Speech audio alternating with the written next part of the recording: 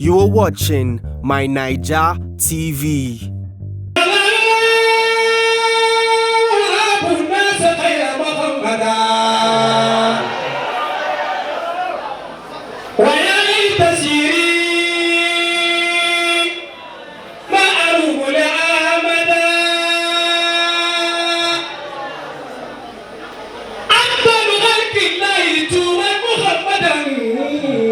وأكرموا نفسا وطيرا ابتلاء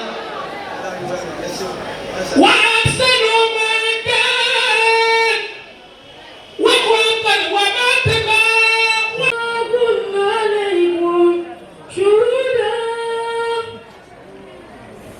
إذ تفيدون فيه وما يغب عن ربك من مثقال ذرة في الأرض ولا في السماء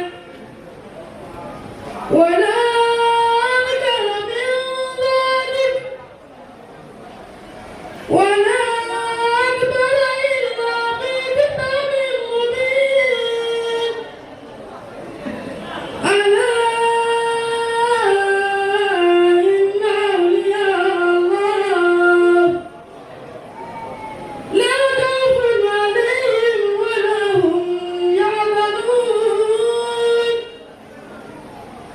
الذين آمنوا وكانوا يتقون لهم البشرى في الحياة الدنيا وفي الآخرة لا تبديل لكلمات الله ذلك هو الفوز العظيم العربي الهاشمي محمدي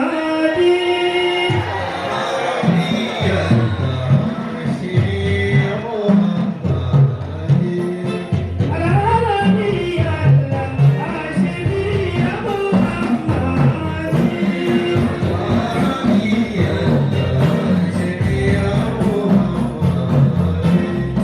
علم صلاتنا وطيبة مسليا يا شهر قمرا أجبني يا محمدي صلى الله إله فيها نافيا وتتمشى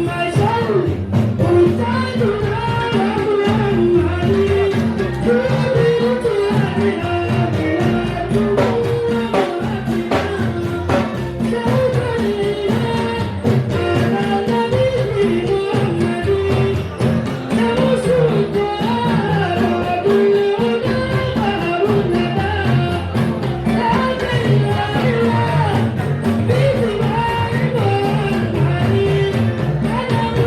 محمدي جبرت عليها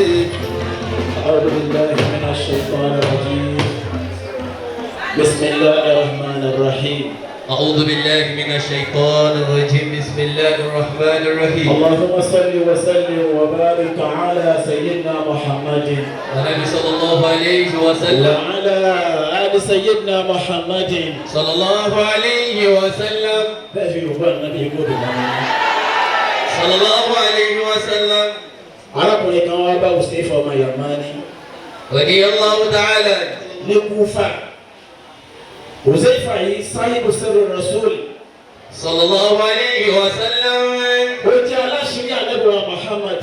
Sallallahu alayhi wa sallam. Afsha ilayhi rasul asma' al-munafiqin. Allah. Nígbà tó lọ sọ fún Ànábì pé àwọn kan bẹ láàrin àwọn mùsùlùmí munafiki ni wọ́n. Ọlọ́run wá dá kọ́ra fún Ànábì wa Muhammad. Ànábì wa fẹ́ mẹ́ṣà orúkọ wọn fàgbáyé ó wá dá ọkọ̀ yẹn fún Huzaifa ọmọ Yaman ni wọ́n fi pè ní sahibu sirri rasul.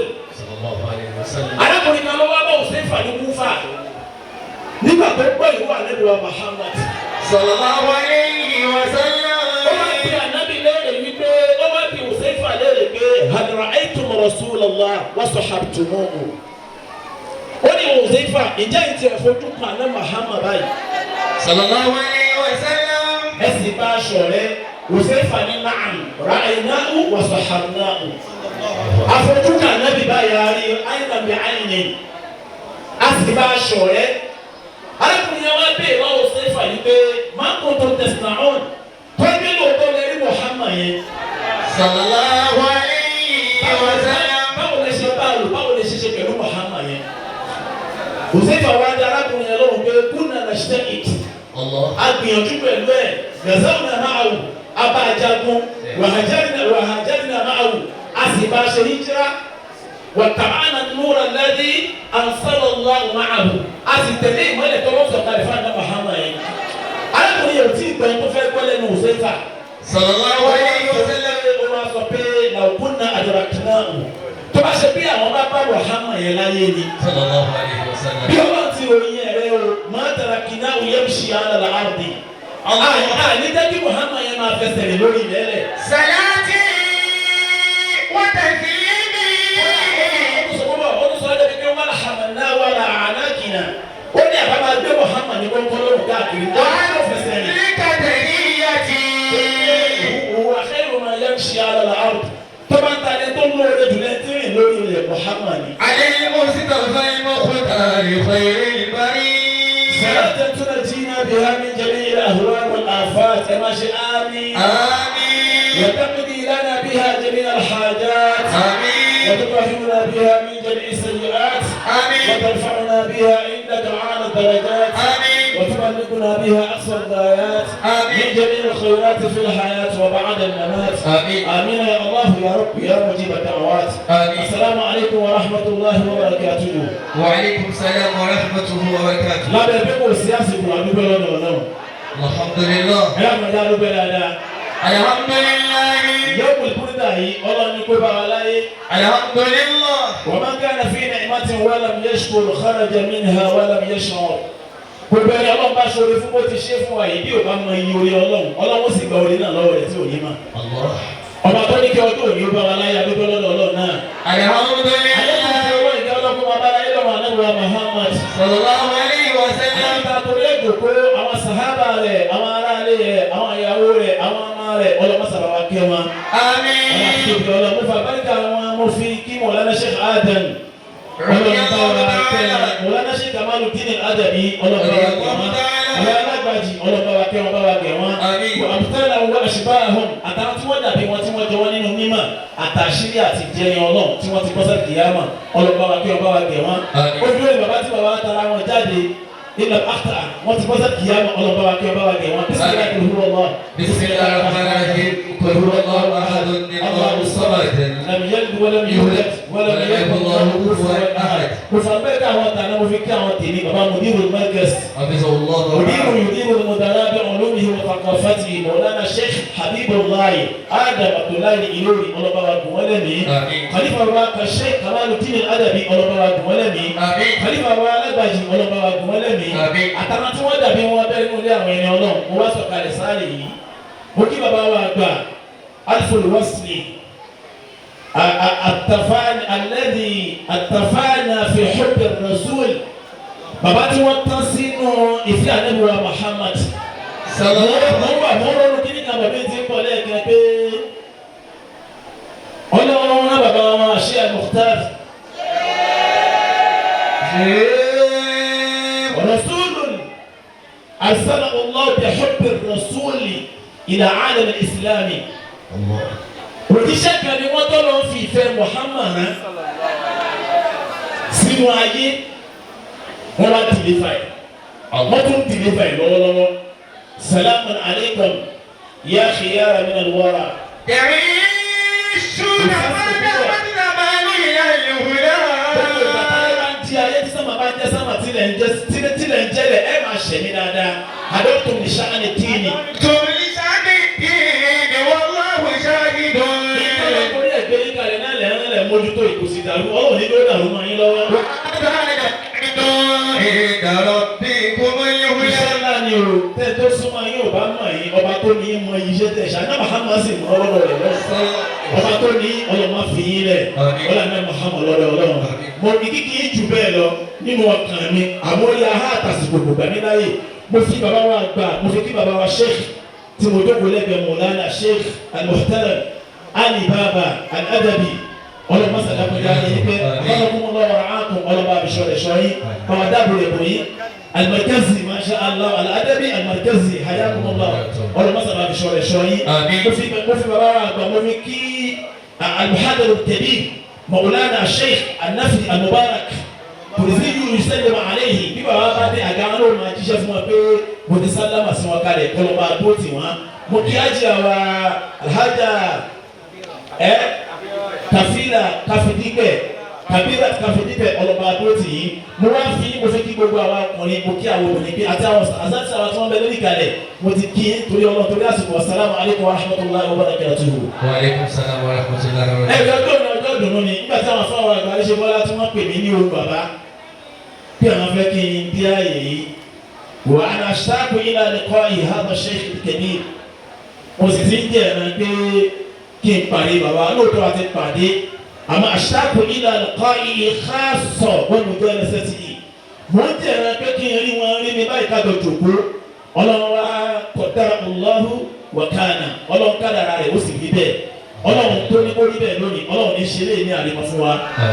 tí mo fẹ́ bá wa sọ ní ṣókí àsìkò lọ òun náà ni gẹ́sọ̀ shakhsiyyatu rasul wa hubbihi fil abnar bọ́ọ̀ láti lè gbé pàápàá nẹ́bì àti bẹ́ẹ̀ sọ́kàn mọ́. lóòótọ́ àṣẹ sàlátù à ń ṣe àṣebá àti ìṣebá àti fẹ́ràn Muhammad tó ṣé bẹ́ẹ̀ náà ọmọ wa fẹ́ràn Muhammad. sallallahu alayhi wa sallam. lábẹ́sìkò wọ́n pe arákùnrin kan ní Abu Yazid al-Bistami Abu Yazid al-Bistami wọ́n ní dàbí Bistami kọ̀ọ̀yẹ́tà Bistami wọ́n bí nílùú kan tí wọ́n pè ní Bistami fi Khurasan ní Khurasan ni wọ́n ti bí. وتعد من أكابر الصوفية أفاوى أبو ياسر البستامي inú àwọn àfáàgbà oníṣúfì ló wà tí ò ṣe fọwọ́rọ́ dànù àfáà Abu Yazid al-Bistami ó wà ní kékeré ní bàbá rẹ̀ ti jáde láyé kò gbójú mọ́ bàbá rẹ̀ ó wá dàgbà sí ìyá rẹ̀ lọ́wọ́ falamma balagha al-hulma torí àsìkò Abu Yazid al-Bistami ń dàgbà ó wá bàlágà ló di ọkùnrin ó wá lálàbò ti di ọkùnrin fàjà ila ummihi yawman ló bá báyà rẹ̀ dọ́gba pé ya amáhù. Ya amáhù. ó lọ yá mi kọ́ àsìlá. àbàyà ti bá tọrọ jùlọ. ó ní yá mi ó ní mo ti di ọkùnrin báyìí mo ti lálà gbogbo téèyàn fi máa kó o di ọkùnrin mo ti di ọkùnrin. àsìkò tọrọ jùlọ. yàrá wa wò pé kí ló fà á ó ní bẹ́ẹ̀ ni ó ní mo ti lálà mo ti di ọkùnrin yàrá wa ni ò tí ì di ọkùnrin o. وأنت رسول الله صلى الله عليه وسلم. yíyá ìbéèrè lọ́wọ́ ẹ̀ pé ṣé o ti fojú kan Muhammad tó fi ń gbé láàrin lọ́kùnrin àṣẹ tí o bá ti fojú kan Muhammad kì í gbé lọ́kùnrin ó ní ṣé o ti rí Muhammad tó fi ń gbé láàrin lọ́kùnrin. قال أولا لا يكون الرجل رجلا حتى يرى رسول الله صلى الله عليه وسلم. Abu Yazid al-Bistami يكون رجل رجلا حتى يرى رسول الله صلى الله عليه وسلم. Abu Yazid al-Bistami wá bí ìyá rẹ̀ léèrè.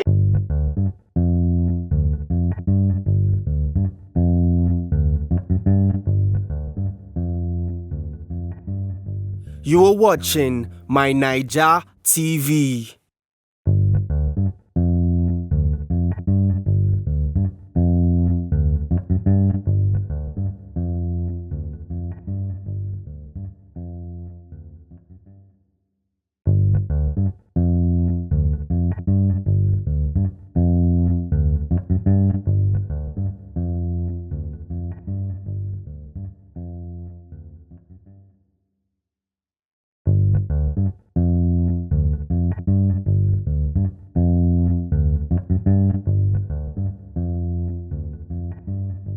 You are watching my Naija TV.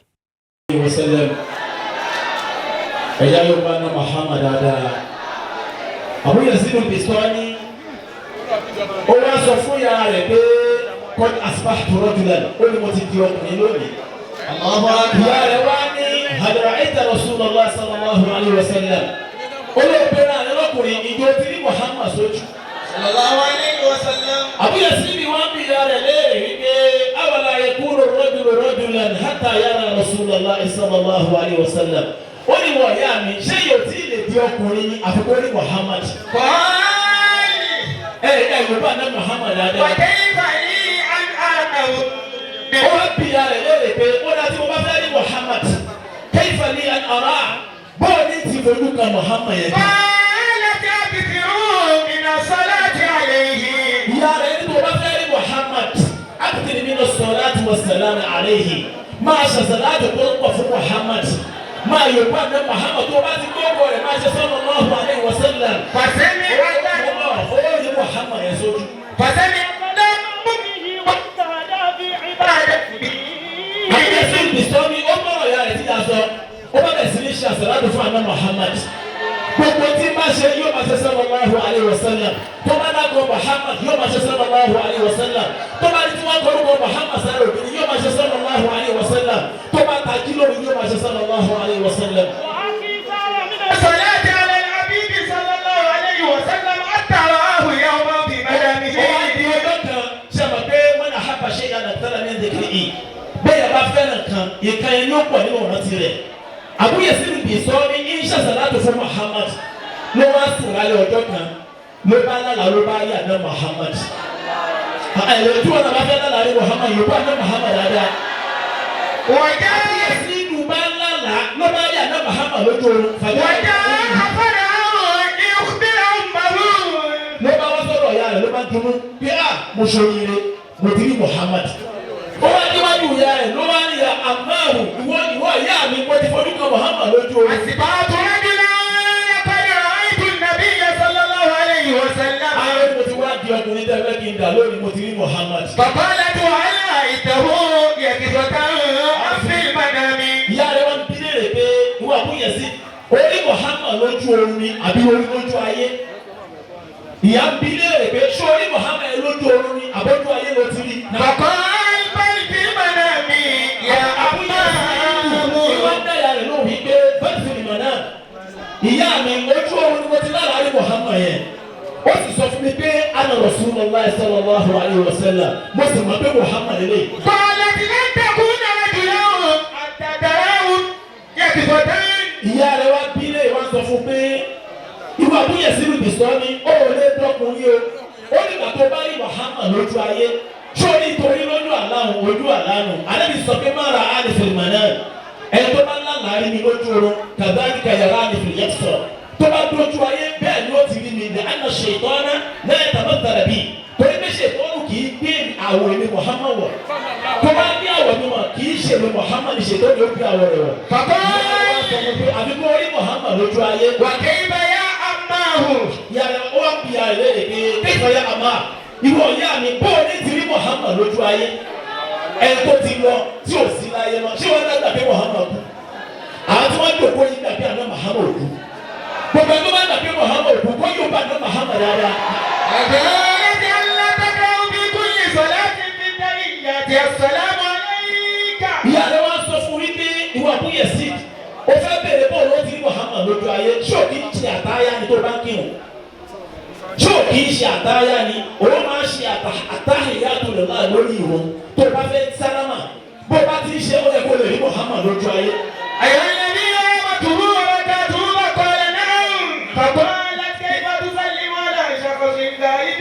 Ìyá ó wá dáyà ló pé bẹ́ẹ̀ ni mo máa ń ṣàṣàlátù ní máa ṣàtàhíyátù lillah. Ìyá rẹ̀ ní ṣé o máa ń débi tí tó sọ pé assalamu alayka ayyuhan nabiyyu.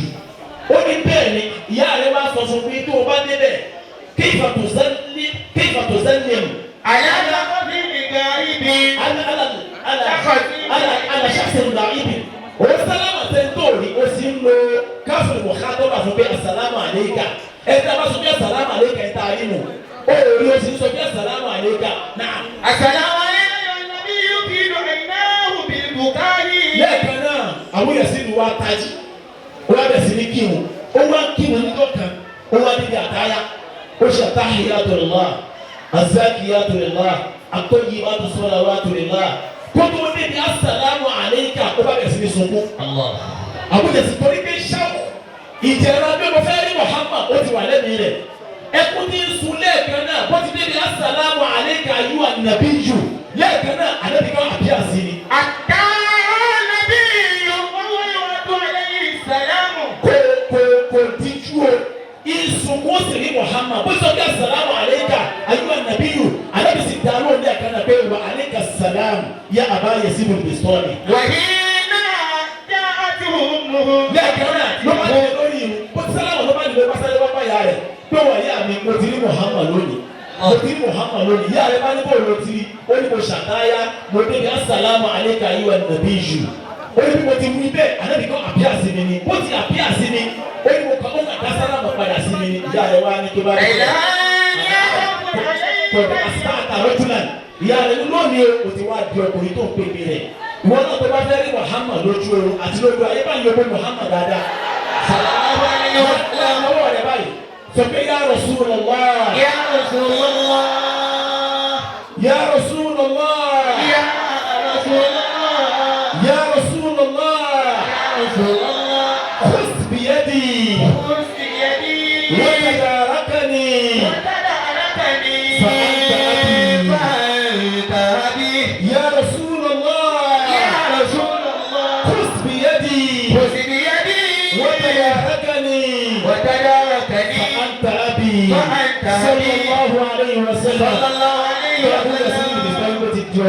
ọlọ́wọ́lá ní Muhammad lọ́dọ̀ ọlọ́run tí bàbá wa Al-Mukhtar tí wọ́n pèpè rẹ̀ fún wa tí wọ́n fi ayélujáyé àti lọ́rùn ká tó pàdé rẹ̀ láti kìyàmá ọlọ́mọdé àfi wá ṣe kò dẹ̀ fi àná Muhammad. آمين. as-salatu was-salamu alayka ya Rasulullah. آمين. as-salatu was-salamu alayka ya Habibullah. آمين. as-salatu was-salamu alayka ya Safiyullah. آمين. as-salatu was-salamu alayka ya akram al-khalq Allah. آمين. as-salatu was-salamu alayka ya nabiy al-alamin wa rahmatullahi wa barakatuh. salatu tunajjina biha min jami' al-ahwal wal-afat. آمين. وتقضي لنا بها جميع الحاجات وتطهرنا بها من جميع السيئات وترفعنا بها عندك اعلى الدرجات وتبلغنا بها اقصى الغايات من جميع الخيرات في الحياه وبعد الممات. امين يا الله يا رب يا مجيب الدعوات. سبحان من لم يعلم قدره غيره ولا يبلغ الواثقون صفته. سبحان ربك رب العزه عما يصفون وسلام على المرسلين والحمد لله رب العالمين. ẹ̀dá ìgbà nàbì sẹ́lá ẹni sallallahu alaihi wasallam akí àwọn bàbá wa tí wọ́n fún wa ní ọ̀rọ̀ sókè nípa ní Muhammad bàbá wa ayinbẹ́lẹ̀sù bàbá wa Al-Mukhtar wọ́n ní gbogbo àtẹ́ bá ń lo ayé ẹ̀ ní di Mukhtar láéláé ọ̀tọ̀ ní Mukhtar bàbá wa ní bàbá àti Mukhtar kí ẹ̀ máa dààmú ọlọ́mọdé dààmú láéláé àfitìyín àfikí alájà wa ọmọ táyé bí tí wọ́n wọlé ọlọ́run kí ó bá wa kíyìn bó sì kí ìjókòó àgbàlagbà ẹni ọlọ́run ọmọ àwọn ẹni ọlọ́run bàbá wa Khalifa mọ́fọ̀rọ̀wálé Dàbọ̀lọ́wọ́ yàtọ̀. ọlọ́run sàjẹ́ àmì ìpẹ́ kíkì yín jù báyìí lọ àmọ́ àsìkò dáwà lẹ́jọ́ à ń lọ sọ́dọ̀ nísìnyí abẹ́ ṣe ẹ̀kọ́ kọ̀sídà àrọ̀bíyà tá a bá ti pè yàn àfikájọ́ ṣe tí afẹ́kọ̀ ṣe láàrin ìṣẹ́jú márùn-ún níbi tá a bá ti ń fáwọn tí wọ́n bá ń bá wa sọ̀rọ̀ ní ìṣẹ́jú mẹ́wàá a máa fáwọn tí wọ́n fẹ́ ṣe púẹ́mù a máa fún wọn ní ìṣẹ́jú márùn-ún. Fadilatul Ustaz Zemzem wọ́n á dìde nísìnyí wọ́n á ṣe ẹ̀kọ́ kọ̀sídà wọn. ẹ̀dá yorùbá ànábì fún wọn.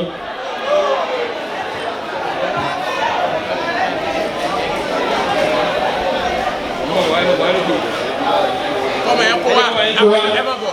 ẹ máa kó kíní ẹ bọ̀ ẹ máa kó bọ̀. àtúbí aláàánú ìyá sí. Sha'iru Rasul tẹ́ ẹ bá ń gbọ́ Sha'iru Rasul akọrin ànábì Sheikh Zemzem. Salamu alaikum wa rahmatullah. Ẹ̀rù gbọ́ ànábì tó ní lónìí dáadáa. Ṣé ànábì náà lẹ́yìn òwú báyìí?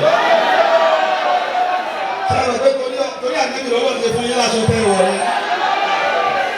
Torí ànábì lọ́wọ́ fi jẹ́ kẹ́ fáyín gbogbo ànábì tó pọ̀ dáadáa. Àfa àwa tí wọ́n fẹ́ ṣe akí àfa àwa ṣe ìfẹ́ àyùbọ̀lẹ̀ṣù. Àfa àwa tí wọ́n fẹ́ ṣe kọ̀sídà fáfẹ́lì. Àwọn ni akọrin ànábì lásìkò bá wọ̀nyí. Ẹ gbọ́dọ̀ tóbi. Àbá fún wọ́n wà ní bàbá ẹ ṣeun.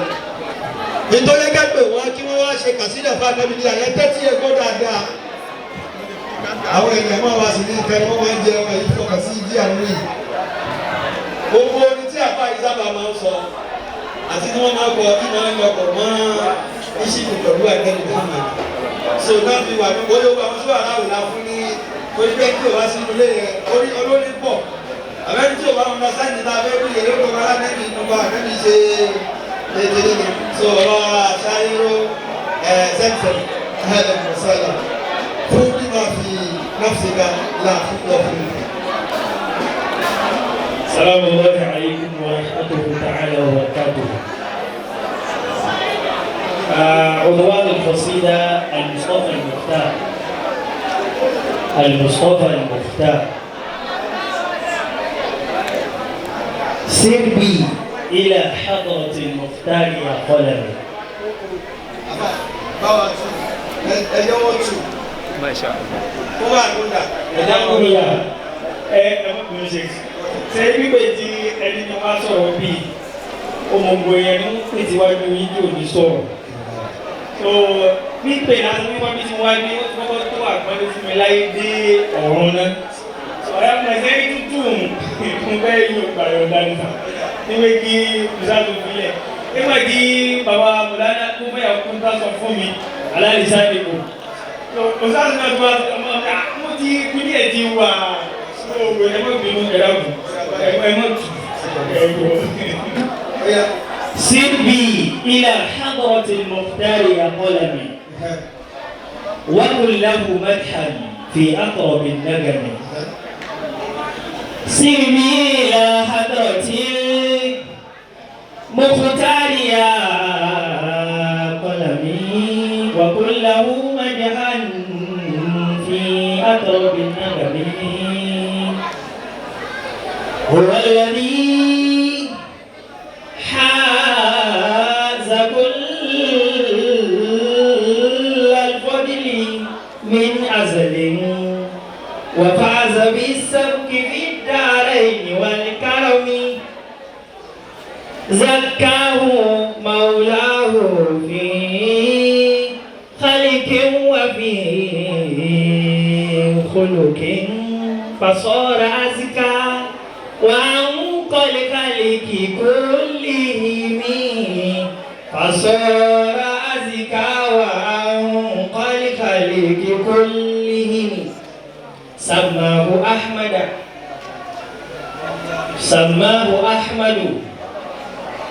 ini mana Bapak Mulana Ahmad Al-Mukhtar ini bawa ipe aku mana bawa ini mana bawa ini mana báyìí mo máa sábà fi kọ́mẹ́dì báwòlì kámẹ́lì mo sì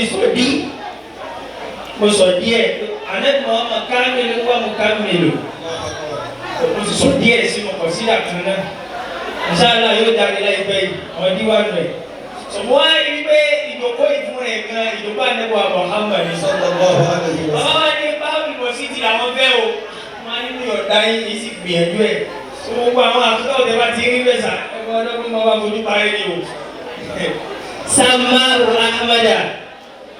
samaru ahmadu filahuti tasmiyatan wa aasha yahmaduhu bilfi'li wal kalimi wa aasha yahmaduhu bilfi'li wal kalimi ana lahu sharafan أنا له شرفا حاط الكمال به ولم يزل حكم هذا أجمل الشيم gbogbo anabi Ọlọ́run fún ní olùkọ ó fún wọn yìí ṣùgbọ́n kò sí ìtókò ibi tàbí Muhammad sallallahu alaihi wasallam.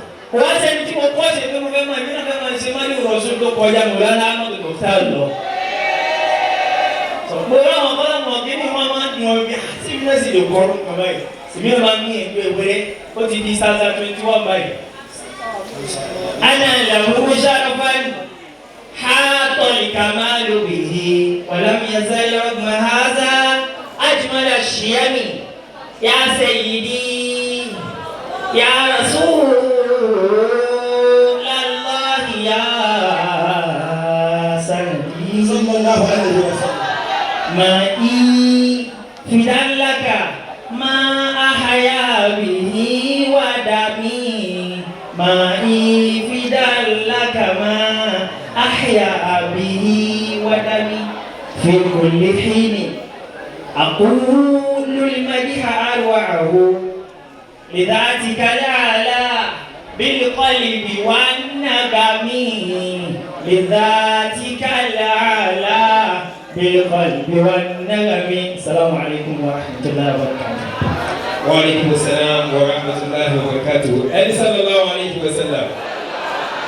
tó o bá tiẹ̀ mọ̀ tí wọ́n tán sọ o sàn kó sàmáwò ahmada sàmáwò ahmada sàmáwò ahmada bàbá wa azamzami kò ní bàjẹ́ láíláí yóò máa dá sí bó ti rí nìyẹn gbogbo oyin tí wọ́n bá ti kọ́ ọ̀gbìn náà máa ń fura sí yóò ká mi nì àwọn sọ fún wọn pé kó wà alánà ṣe gbóòdà wọ́ọ̀sì wọ́kọ́fìyà wọ́n dà ní hatman gbogbo gbàtẹ́ bá ń pè ọlọ́run ọ̀dá yìí lóhùn.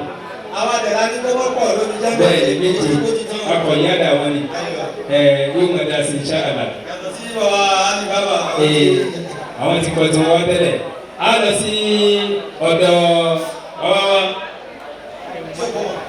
bàbá wa tí ò kọ́ mọ̀ ní àlọ́sọ́dọ̀ wọn. sẹ́yìn ẹgbẹ́ fẹ́ pè yí. Masha Allah. àwọn ni wọ́n pè ní Azakiru Ismail tí ò kọ́ mọ̀ kí ni wọ́n pè é? tí ò kọ́ mọ̀ Azakiru tí ò kọ́ mọ̀ ni wọ́n. tó bá nàbí náà ò kọ́ mọ̀. ní ọ̀sẹ̀ bíi mẹ́ta sẹ́yìn ní sin aṣọ wà ní Senegal. Masha Allah.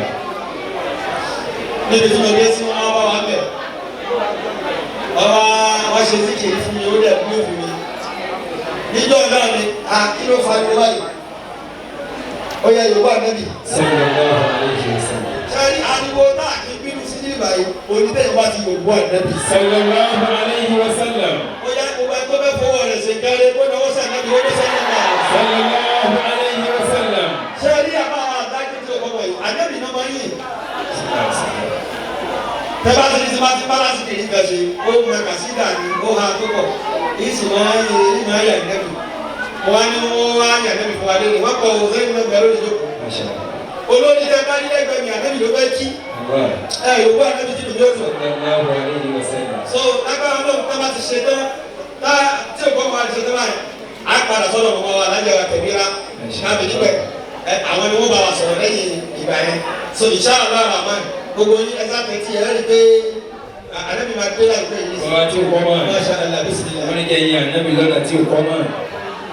اللهم صل على سيدنا محمد الفاتح لما أغلق والخاتم لما سبق ناظر الحق بالحق والعادي إلى صراطك المستقيم وعلى آله قدره ومقداره العظيم صلاة ترفع بها حجاب بيني وبين رسول الله صلى الله عليه وسلم يا ربنا بجاه خاتم الأولياء أحمد الشيخان أبو خاتم الأنبياء شمس المعالي شيخان التجاني بدر الدنيا يا كوكب الوراء يا ربنا فالخير كله لك والحمد فالحمد وما هنالك يا رب يا أنان منال يا السلام يا رحمن وعبو يا أمسكك والله ياس يا ما بذكر لفهول وتركوس في أسران سجود يا سران سران ميدنا كل بابا سران سجد لرايا كل عرايا وعن فرايا تلك رايا ذلك اسمي فيلة التجاني كتب الوجود من قول العرفان وميدنا مرشدنا لله الحج ابراهيم بن نجد الله ياس رضي الله عنه زيادة منك يا رسول الله. Ẹgbẹ́ bí kálukú wa náà ṣe ń wojú aago pé ọjọ́ náà lọ ṣùgbọ́n àwọn àgbàlagbà ní ọjọ́ kì í lọ bì kan ìwọ tó bá fẹ́ ṣe nǹkan tó ṣe tó bá kan nu ayé rẹ tọ́lá kó márùn tàbí tó lù náà ní olùlé ni sọ ọjọ́ òun lọ bì kankan ìwọ ni kò fura sí ojú bá ń fọjọ́ ṣe nígbà táwa fọjọ́ wa ṣe ránu yìí ẹja jọ pariwo àdébí kó lóòkè. akíkalẹ̀ ẹni tí ànábì gbàlálejò nínú ẹ̀mí ara rẹ̀ torí mọ̀lá ló sọ pé làwùsọ̀wárúni fil haqiqati lam yara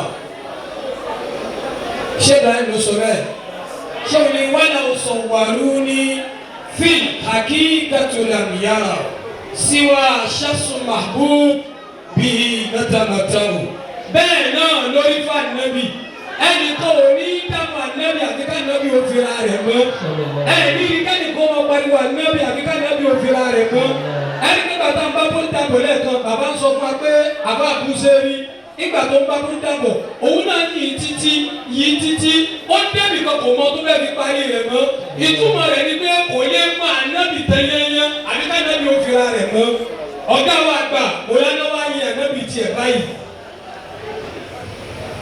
yàrá àbùnà sẹ́kẹ̀yà Muhammada wàyà yìí tẹ̀sírí má àrùbùlẹ̀ àmàdá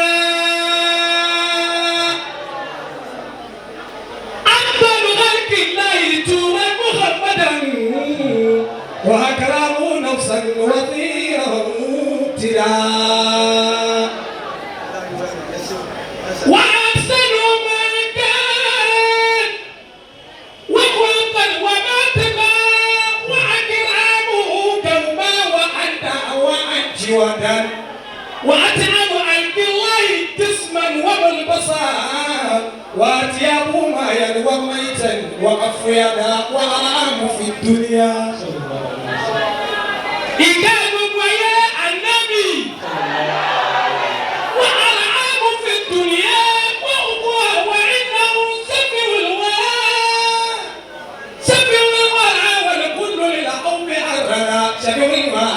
والكل للأوف عرنا محمد صلى الله عليه وسلم أنت الإله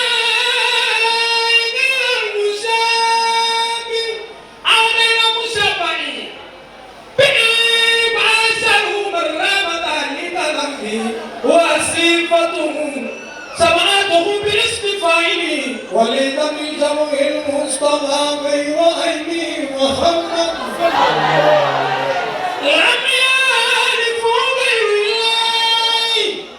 nǹkan sábàbù ṣe nínú òun iṣẹ́ òun fẹ́ yẹn dúró àná.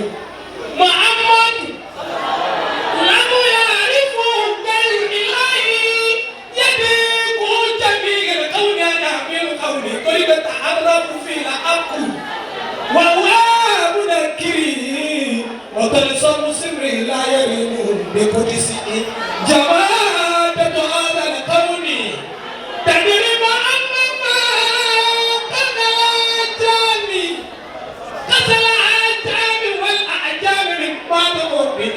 ما ولد الرحمن أيوب النبي أبا وأبا بابا كولا أني بابا ولد الرحمن فهو بيته فجلى أتاه الشيخ الليلة كمثله سيد الوجود محمد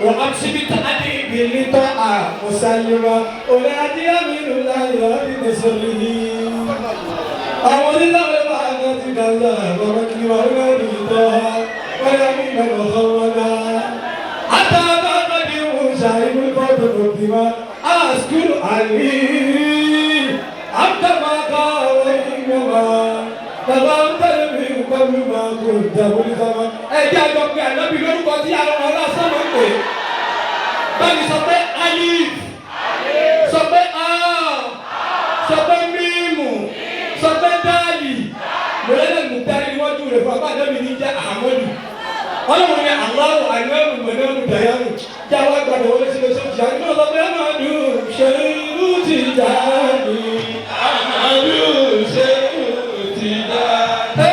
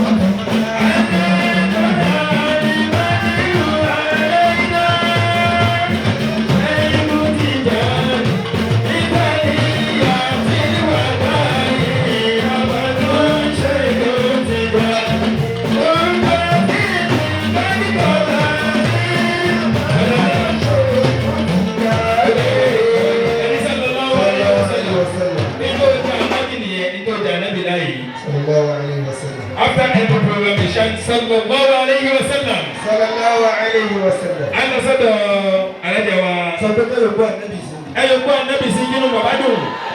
bàbá náà ti sọ bẹ́ẹ̀ lónìí. ó yá ẹ ló gbọ́ ànábì kí ló gbé kù dáadáa. ìjọba fẹ́ gbọ́ òun. sórí gbogbo lọ máa fún yín ní ayé mi wàhálà ìtòrí ànábì. Masha Allah. sórí ìwà tí wọ́n fẹ́ lù ọ̀hún sáyò gbọ́ ànábì gbé pọ̀ dáadáa. Àti bàbá wa tí wọ́n wọlé nígbà tí wọ́n yin ànábì lọ́wọ́ kí n má gbàgbé ògùn náà gbogbo tí dátọ́ lẹ́nu ọ̀gbìn afa onínú ọlọ́kàn oníwàrí Sheikh Abdulgani Atankawi ṣé ọlọ́mọṣẹ́ àdáyé yìí pé àti gbogbo àwọn tí wọ́n tẹ̀lé yìí Sheikh Yunus Sheikh Abdulwasi ọlọ́dàá yìí pé àsìkò ti lọ ní. a lọ sọ́dọ̀ ìyá wa alájà ìyá yìí sọ̀rọ̀ kanjú ní ìta pàdé wọ́n fẹ́ ṣàdúrà tẹ́lẹ̀ omi bá ti wá fẹ́ ṣàdúrà yìí tó ń ṣe tó wà lẹ́nu ẹ̀yẹ olóma kan ìyá yìí wá sọ ọ̀rọ̀ imán wọ́n ní eléyìí ẹ bá mi dúpẹ́ fọlọ́n pé ọlọ́run tó fún wa ní imán tí ó dẹ̀dẹ̀ ká kábàámọ̀ níbẹ̀ àwọn adélé ìmọ̀mù bá gún wa ní ọ̀sẹ̀ ìmọ̀mù àwọn ṣèkọ́lá ẹ̀gbọ́n tí a ìwúlẹ̀ kan pé ọlọ́run tó fún wa ní imán tí ó jẹ́ kábàámọ̀ ó ní tí wọ́n rí tí wọ́n fi bẹ̀ ọlọ́run ò ní jẹ́ kábàámọ̀ láyé wọ́n bá wa sọ̀rọ̀ nísìnyí láàrin ìṣẹ́jú mẹ́wàá bismillah ahlan wa sahlan wa marhaban biki.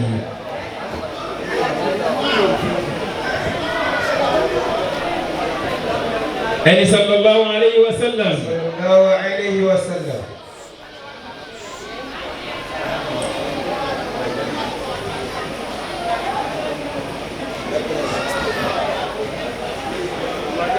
أعوذ بالله من الشيطان الرجيم بسم الله الرحمن الرحيم اللهم صل على سيدنا محمد النبي وعلى آله وصحبه وسلم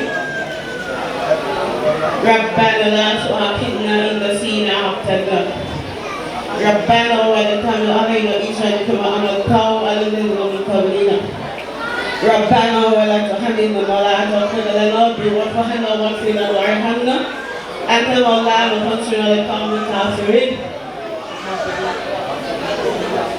السلام عليكم ورحمة الله وبركاته.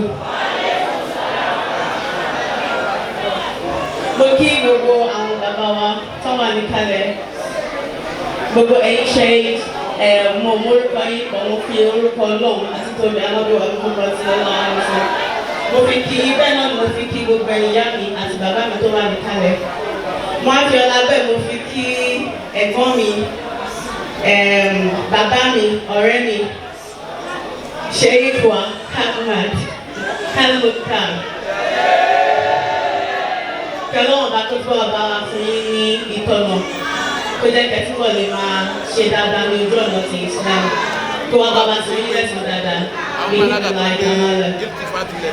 Wọ́n ń pè mí lẹ́gbọ̀n wọ́n ní mo máa wá sọ̀rọ̀ lẹ́nu. Nígbà tó ń pè mí pé mo máa wá sọ̀rọ̀ mo máa lọ sọ̀rọ̀ ní àwọn ibi káàkiri láàárín àwọn ọ̀dọ́ pàápàá jùlọ lóbìnrin. Àmọ́ wọ́n ní bí mo ṣe tó wọ́n ní mi ìríra mi bẹ́ẹ̀. Àmọ́ kò sí bí mo ṣe tó èmi ò ṣe ní èdè ìbò àwa nítorí the new narrative gẹ́gẹ́ àwọn new narrative kí n máa ṣe túmọ̀ new narrative nǹkan tuntun ní ìlànà Islam tí à ń gbìyànjú àti fi lọ́lẹ̀ káwa ọ̀dọ́ ká má bàa sọnù kúrò ní ojú ọ̀nà ti ẹ̀sìn Islam torí èdè yìí nígbàrá mi ní religion influencer. Influencer ó túmọ̀ sí pé ẹni tí ó ń pè sí ọ̀nà Islam sí ojú ọ̀nà ọ̀la ojú ọ̀nà ọ̀la. Bí èmi ṣe di ẹni tó ń ṣe gbogbo eléyìí kò yé èmi àmọ́ ó yẹ Ọlọ́run ọba tó ń ta gbogbo wa. Àmọ́ mo dúpẹ́ àwọn bírẹ́dà wa sọ̀rọ̀ kan lẹ́kọ̀ọ́ wọ́n ní mo sọ pé Ọlọ́run tó gbà fún wa tá a wà lójú ọ̀nà tí ò lè jẹ́ ká kábàámọ̀ nídìí ẹ̀ wípé ó tó fọpẹ́ fún. Ọ̀rọ̀ mi yé mi nítorí tó bá mọ̀ mí ẹni tó bá rí mi bí ó bóyá ní ara níwọ̀nba ni wàá mọ̀ gẹ́gẹ́ bí mo ṣe jẹ́. Fún ẹni tí ò bá mọ̀ mo jẹ́ òṣèré orí ìtàgé.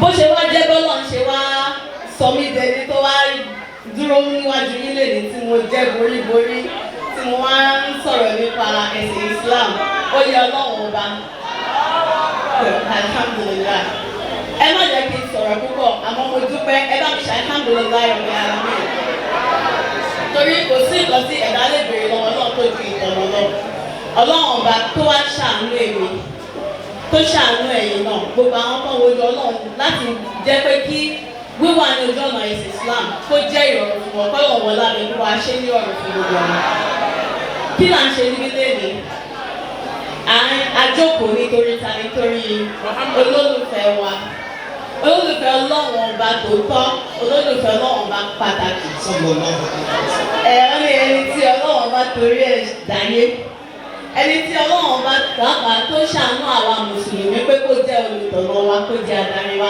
lọ́bì Muhammad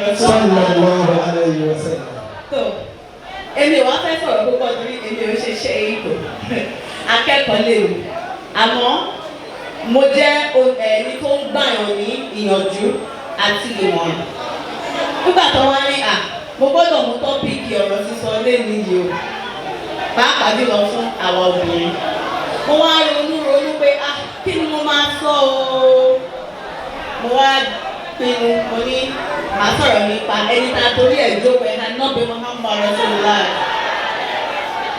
àti àwa obìnrin Prophet Muhammad sallallahu alaihi wasallam and women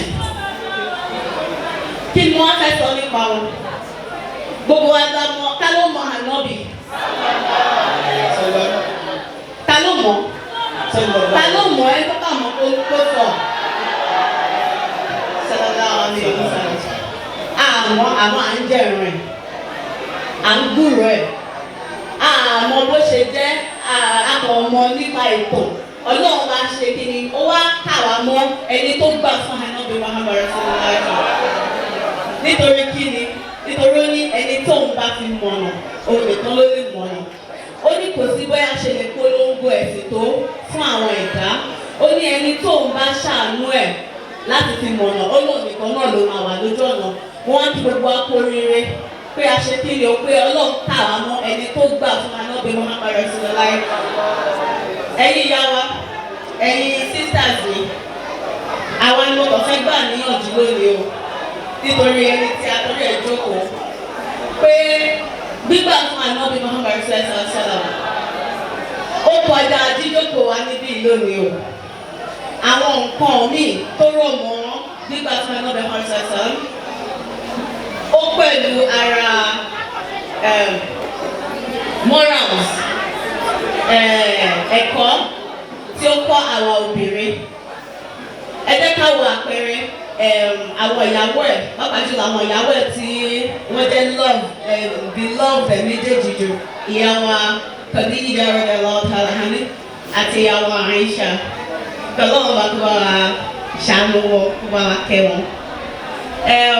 ìyá wa Khadija gẹ́gẹ́ bí a ṣe mọ̀ ọlọ́lá ni ó ní ọlá púpọ̀ kódà ó ju the prophet sallallahu alaihi wasallam ó wá tún jẹ́ employer prophet Musa sallam òun ni ó fi níṣẹ́ nítorí òun ni ọlá àdúgbò sallam ó wá lọ ṣiṣẹ́ ní ọ̀dọ̀ Khadija pàápàá òun gan ló ti bẹ̀rù kọ Musa sallam nítorí àyànfẹ́ ẹni tẹ́ ń pé wọ́n ní bọ́ ṣe júwe àdúgbò sallam wọ́n ní kò sí ẹni tí kò ní mú pé kó jẹ́ ó máa jẹ́ ọkọ ẹ̀ kódà irú àwọn gan crush ànábì ni wá. ẹ lè bá ẹlẹ́bùn mi.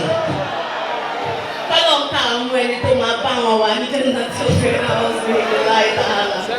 èmi o I can't wait to meet the professor sallam you can't wait there sallallahu alaihi wasallam. sallallahu alaihi wasallam. nítorí ìdí èyí ẹ̀yin obìnrin wa ká tó lè sọ pé a máa dé lóòótọ́ a lè rí wọn nínú àlá o a lè rí nínú ìdúrà wa àti gbogbo jù bẹ́ẹ̀ lọ àmọ́ èyí tó dájú jù ní pé gbogbo àwọn àtàgbà láǹfààní láti ní lójú àlàlà ní lójú ìran èyí tó ṣọ́ọ̀dù fún wa òun ni pé a máa bá pàdé ní ọjọ́ yamumaleke yamma tá a bá wù wá rí ó ní gbogbo àwọn àtàgbà fún ó lóun máa jẹ́ intercession fún wa ní ọ̀dọ̀ Ọlọ́run ọba ní ọjọ́ gbẹ̀ndé báwo làwọn obìnrin ṣe wá gbà fún àwọn obìnrin Muhammad sallallahu alaihi wasallam. Ó bẹ̀rẹ̀ láti gbígbà fún ọkọ wa, ó bẹ̀rẹ̀ láti títọ́jú alábàágbé wa, àwọn ọmọ wa, bá a ṣe ń ṣètò pé àdúgbò wa ò dojúrú, bá a ṣe ń ṣètò pé àwọn neighbors wa wọ̀n sí nínú ìnira. Ní ṣókí kí a rí pé gbogbo ohun tó ń ṣẹlẹ̀ láyìíká wa ó farapẹ́ gbogbo ìkìlọ̀ tí anábọ̀wọ̀ sàlá ìkìlọ̀ tí ó fi lélẹ̀ fún wa ní ti dáadáa pé ká máa ṣe nítorí àwọn àwòkọ́ṣe rere ni anábọ̀wọ̀ sàlá ló jẹ́ fún wa. Ẹ jẹ́ ká bọ̀wọ̀ fún àwọn ọkọ wa, ẹ jẹ́ ká support àwọn ọkọ wa, ẹ jẹ́ ká tọ́ àwọn ọmọ wa sí ọ̀nà Islam, ẹ jẹ́ ká kọ́ wọn ní ìmọ̀ kéwú, ẹ jẹ́ ká kọ́ ẹ wo ọmọ wa tó ka kéwú níbi ilẹ̀kùn, ẹ wo bó ṣe wú rí. Ẹ jẹ́ ká ṣe competition tó jọ orúkọ báyìí, yálà ká máa mọ́ ọmọ wa lọ máa jó onídoríkodò oní fífòsókè and so on, ká máa jó gbèsè and gbogbo ẹ̀. A máa sọ pé àwọn wáyé ni kò má ta ilé ayé náà la máa ṣe ká tó ṣọ̀rọ̀, kò rí bẹ́ẹ̀ ní tètè tó ti anábẹ́rẹ́ ṣàṣàrò. Ìtìdá ká gbà fọlọ́hún, ká gbà fànàbí tàbí ká gbà fún ní ayé o. Tó dábàá sọ pé a gbà fún Ọlọ́run ọba, ká lè gbà fún anábẹ́rẹ́ ṣàṣàrò. Gbogbo ọ̀nà tí ó fi kalẹ̀ fún wa ní ti dáadáa àtẹ̀yìn ọkùnrin àtẹ̀yìn obìnrin gbóná ọkùnrin ìjẹ́ ní gbogbo àwọn òfin tí àwọn bí fi lélẹ̀ fún wa pé ká máa ṣe gẹ́gẹ́ bí mùsùlùmí ìjẹ́ òun ṣe tó bá lè dáhùn nínú ọkùnrin ìyẹn ló jẹ́ pé òun gbà fún rọ́ṣùlá ẹ̀sán sára ṣé wákàtí márùn-ún ẹ pé tí ò bá pé túbọ̀ tẹ̀ra mọ́ gbígbàdúrà kọ́nà fi ṣèrọ̀rùn fún ẹ. Ṣé òun bínú ẹnìkejì ẹ má bínú ẹnìkejì ẹ mọ́ láíláí jáàtì gbogbo tó bá ṣe fún ẹ yáfẹ́ fún ọlọ́wọ́n ọba òfin ànábì Muhammad sallallahu alaihi wasallam. Ṣé ebi ń pa ara lé ẹ nítorí ó ṣẹ̀ ẹ́ ó dẹ̀ mọ́ fún àtàwọn ọmọ ẹ̀ wọ́n nílò ìrànlọ́wọ́ ẹ̀ ó dẹ̀ lè ṣe àmọ́ decide láti fìyà jẹ wọ́n ìyẹn kì í ṣe ànábì Muhammad sallallahu alaihi wasallam. Nídìí èyí mo gbà wá nítorí kò sí àkókò púpọ̀ àmọ́ ní ìwọ̀nba tí mo lè sọ ní gbìyànjú mi kọ́lọ́wọ́n ọba kó ṣe gbogbo wa ní ẹni tó mọ̀nà àti wá mọ̀nà kọ́lọ́wọ́n ọba jọ kó má kọjá ìmọ̀nà sí wa kó ṣàánú wa kó jẹ́ ká ṣe eré nínú ayé bó ṣe lè káyé wá rọrùn kó gùn kó gbòòrò kó dùn tó kọ́lọ́wọ́n ọba má fi àlùjànnà tó fi dà kó má fi ṣàdánwò fún ìlànà àbáyọ rabbana hatina fi dunya hasanatan wa fil akhirati hasanatan wa qina adhaban nar. Gbogbo bá ṣe fẹ́ kí ilé ayé wá rí kọ́lọ́ ń gbà fún wa jù bẹ́ẹ̀ lọ. Orúkọ tèmi ni Kabira Káfídípẹ̀. Mo dẹ̀ dúpẹ́ lọ́wọ́ àwọn ṣe tí wọ́n fún mi ní àǹfààní láti sọ̀rọ̀ níbí lẹ́nu. Ẹ bá mi mú lọlé, ẹ fi ṣe ẹ̀kọ́ àmúrelé, ẹ jẹ́ ká mú lò, ká má jẹ́ kó dá, ẹ fi ṣe tékèwé, ẹ má jẹ́ ká mú dúró síbi pé ó tayọ oúnjẹ tá à ń jẹ o, ó tayọ omi tá à ń mú. Ẹ jẹ́ ká mú ẹ̀kọ́ gbogbo ká kọ́ níbí, ẹ jẹ́ ká mú lò. Ẹ bẹ̀rù Ọlọ́run, ẹ bẹ̀rù Ọlọ́run, ẹ bẹ̀rù Ọlọ́run. Assalamu alaikum wa rahmatullahi wa barakatuh. Wa alaikum salam wa rahmatullahi wa barakatuh. Bàbá Olúwa, ẹ̀sẹ̀ wọn Allahu Akbar. Yálà mo fún gbogbo. Àgbáyé gbogbo ìgbà tó máa bá ti máa àwọn ayé wá ní ọ̀pọ̀.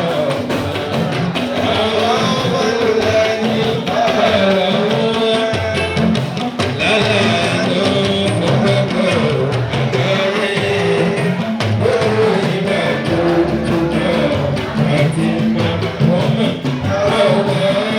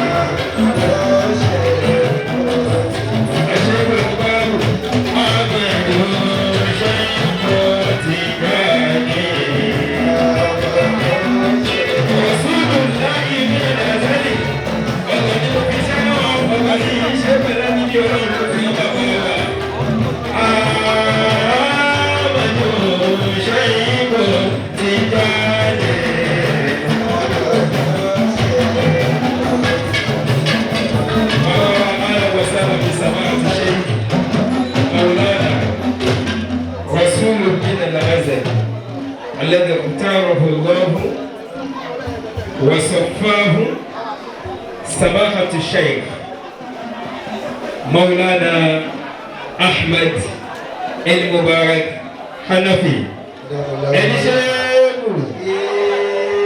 bàbá wa tí wọ́n wọlé yìí bàbá alùbáríkà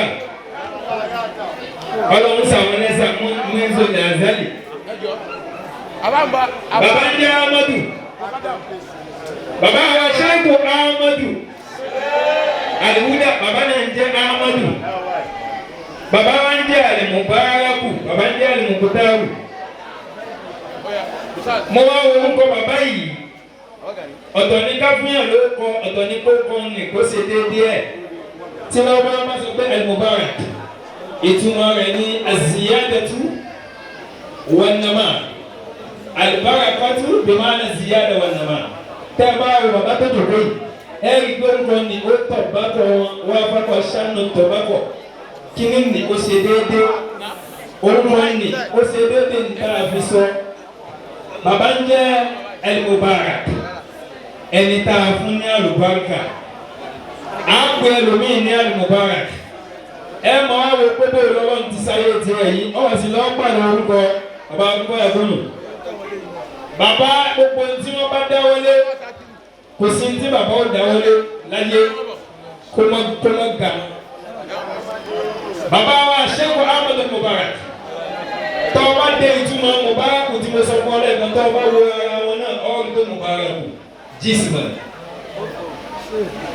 kamu nǹkan kékeré lẹ kí wọn náà kó 2 naira lórí òwò kó di 4 naira nígbà pẹ̀lú Mubarak tọ́ ọ bá wo ara wọn ọ́ gbé shakilan owó Mubarak tọ́ ọ bá tún wá wọnú ìgbésí ayé wọn tọ́ ọ bá mọ gbogbo ẹ̀ alọ́sọ́gìdì ológìdì oní bàbá rẹ̀ sílé àwa dé ọ̀dọ̀ àfọ àṣẹ́gun Mubarak àwọn bàbá wa Mubarak ń bẹ̀ tó bá já sí wípé Sheikh Ahmad sọ̀rọ̀ na Sheikh Adam wọ́n sọ̀rọ̀ kan wọ́n ní tó bá já sí pé àwọn ò ṣe kankan láyé tọ́lọ̀ bá ní kí lọ́lọ́ ṣe táwọn bá ní mo kó sùkúrú lóru ní kéwù wọ́n lè tó àwọn lọ́dọ̀ Ọlọ́run tó bá já sí pé kí Mubarak ní bàbá wa Mubarak produce ní product bàbá tẹ bá débẹ̀ ẹ kí Ọlọ́run gbogbo tọ́lọ̀ bá ti ní kí bàbá ó gbá mú gbogbo kìnìún náà máa yé mi ìmọ̀ tóbi ni àwa dọ́dọ̀ wọn lánàá àlùlù ọ̀rọ̀ wa ń jáde lẹ́nu wọn bàbá wa Sheikh Ahmed wọ́n pè wá ẹ̀ka tí wọ́n kú bá gùn wọ́n ní kò ní dáa kí n wá pé Sheikh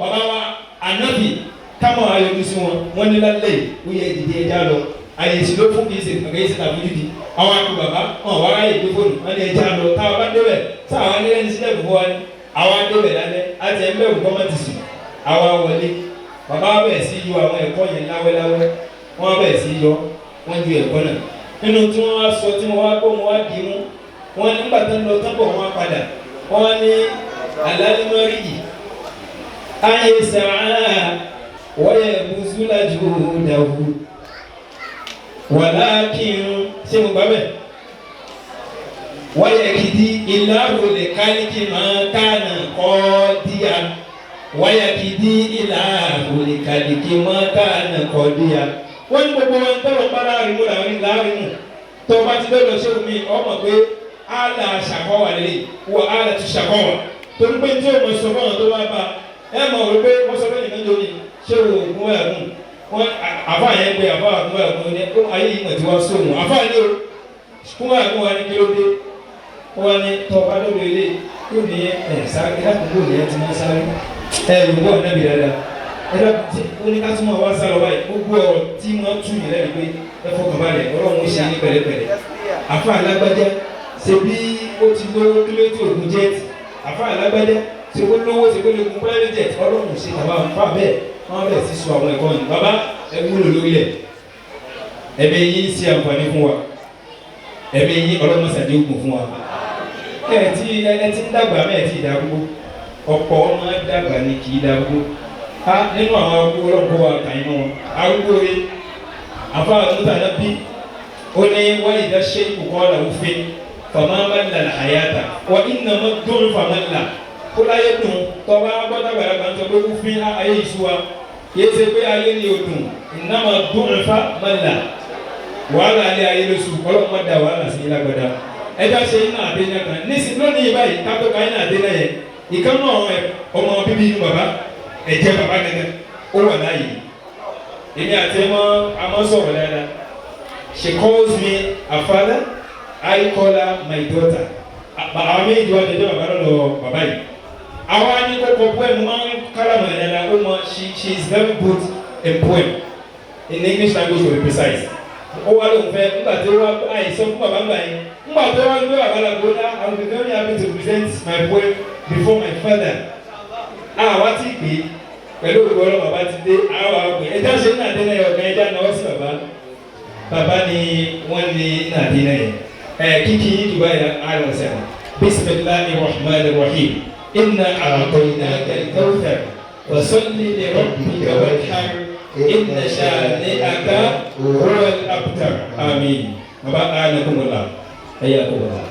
nísìnyí báyìí à ń lọ sí akí alájà wa kàbíyà kábí níbẹ̀ ọlọ́mọ sàdé kí ẹ̀pẹ́ nú ẹ̀sìn jù báyìí lọ jẹ́ wúlò fún wa à ń lọ sọ́dọ̀ alájà wa ọmọdé ayé bí akí ustaz wa aṣááyé muflik ṣááyé rọ́ọ̀dù al-mahmud ó ti pẹ́ tàbí ń retí wọn wọ́n ṣe wá dé fún ọ̀pọ̀lọpọ̀ bí kan ní ọlọ́mọ àpáyé àwọn bàbá dídé yìí bí alájà wa ọmọdé ayé bí láàrin ìṣẹ́jú márùn-ún bàbá wa alùbáàgù ti fẹ́ mi wọ́n bọ̀ náà àwọn náà lọ kẹjà torí ànábì ló jẹ́ káwọn ọdẹ bí àwọn páàkì mọ́tò wọn torí ànábì wọn gbọ́ kadà ọlọ́mọsàdì àgbègbè bàbá lójú àwọn lójú ó kún àwọn lójú ní yẹ̀yẹ́ gbogbo bí tẹ́ bá dé ẹni yìí ní. bàbá àlùbáàgù wọn ní ọmọ táyé bí wọn ní ọmọ àwọn púpọ̀ ni àbá ńlá sí lòun náà bàbá wọn bẹ sọ̀rọ̀ ó yẹ ká gbàgbọ́ náà rẹ̀ bàbá àwọn ní ilẹ̀ ọmọ lórí lónìí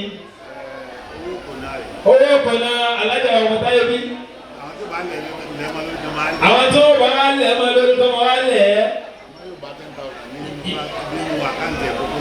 yóò gba 10,000 nínú àkáǹtì ẹ̀kọ́tọ́ ẹgbẹ́ náà tó bí Allahu Akbar Masha Allah ẹ̀yà kọ̀ọ̀lá.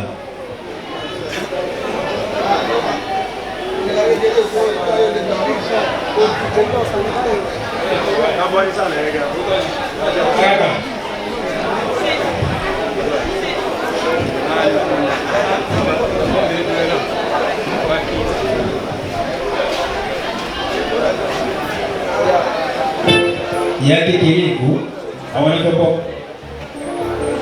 ṣáàpù tẹ́pà ṣáàlà.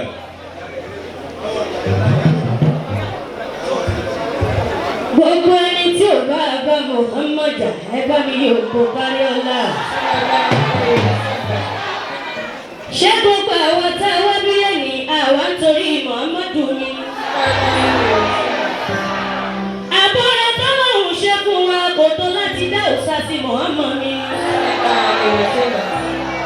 Tó bá wá rí bẹ́ẹ̀ láàrin èmi àtẹ̀yìn obìnrin nìkan ẹ fà àwọn ọkùnrin sílẹ̀ ẹ jẹ́ ká àwọn ẹni tí ó gbé bá òkè nínú àwa méjèèjì o. Àwọn ọkùnrin ti yá àmọ̀ báwọn ò lè pariwo wọ́n yá darapọ̀ mọ́ yín. Ó yẹ gbogbo ọkùnrin tí ń bẹ níbí ayọ̀bọ̀ ànábì ká lè mọ̀ dáadáa. Aya yín ni o, aya yín ni o. Akọ́lọ́wọ́ bàbá ìgbà gbogbo ọbọjọ́ gbogbo àsìkò gbogbo. Ọba mi wákàtí gbogbo. Ọba tó ní wá tó ní gbogbo ìmọ́lẹ̀ wa. Ọba tó láyé tó ní gbogbo ayé wa. Ọba tó ní kọ̀ọ̀rọ̀ tó ní gbangba wa. Akí ọ̀ká bíyèsí àlàròjinlẹ̀. Látàwọn lọ́hùn ọba tèmi nìkan ṣoṣo ni mo fi ń kádé wálé Muhammadu. Kárí ọlá Muhammadu.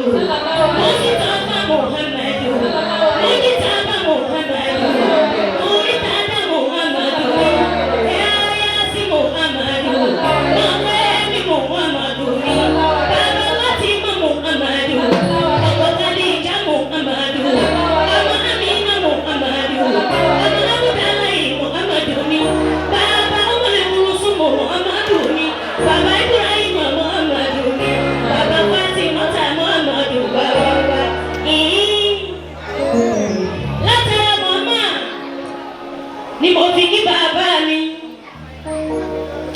lè ní ìṣẹ́jú márùn-ún tí ń lè lò kó fi kí gbogbo àwọn tó gbé mi dúró.